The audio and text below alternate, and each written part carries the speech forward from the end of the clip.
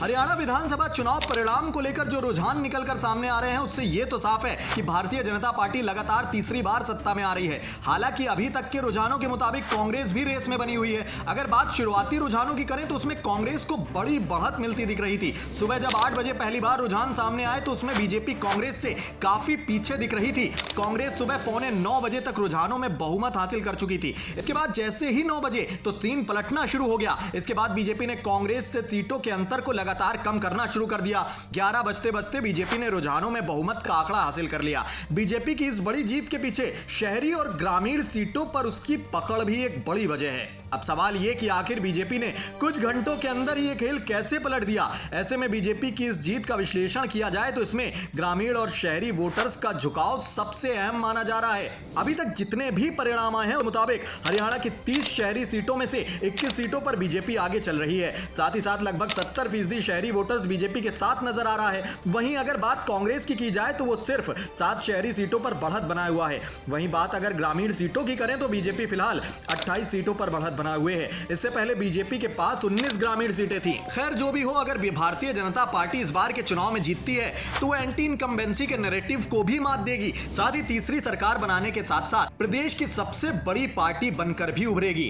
दोस्तों, हरियाणा में भारतीय जनता पार्टी की मौजूदा स्थिति को लेकर आपका पर्सनल नजरिया क्या कहता है? अपनी कीमती राय कमेंट बॉक्स में जरूर बताएं।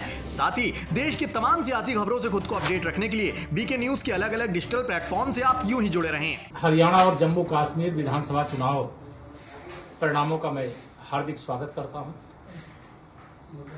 हरियाणा में तमाम दुष्प्रचार के बाद देश के यशस्वी प्रधानमंत्री माननीय नरेंद्र मोदी जी के प्रति हरियाणा की जनता का भरोसा, हरियाणा के मुख्यमंत्री नायब सिंह सैनी जी के नेतृत्व में फिर से सरकार बनाने की वहां की जनता की इच्छा को जो समर्थन मिला है, जो जनादेश मिला है, मैं उसके लिए माननीय प्रधानमंत्री जी सहित भारतीय जनता पार्टी के राष्ट्रीय अध्यक्ष माननीय जेपी नड्डा जी सहित संपूर्ण राष्ट्रीय नेतृत्व, हरियाणा प्रदेश के मुख्यमंत्री और वहां के प्रदेश अध्यक्ष, भारतीय जनता पार्टी के एक एक कार्यकर्ता को इस ऐतिहासिक विजय के लिए बधाई देता हूं।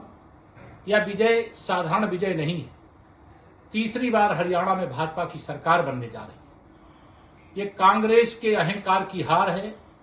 भारतीय जनता पार्टी के विकास की, विनम्रता की, सेवा की, सुशासन की जीत है।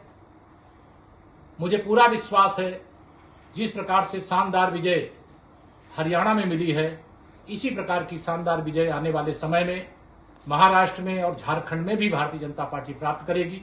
मैं एक बार फिर से देश के आदरणीय प्रधानमंत्री जी के प्रति भरोसा जताने के लिए हरियाणा की जनता का, जम्मू कश्मीर की जनता का आभार प्रकट करता हूं और हरियाणा प्रदेश के नेतृत्व को और वहां के एक एक कार्यकर्ता को बधाई देता हूं, अभिनंदन करता हूं और जनता का धन्यवाद करता हूं।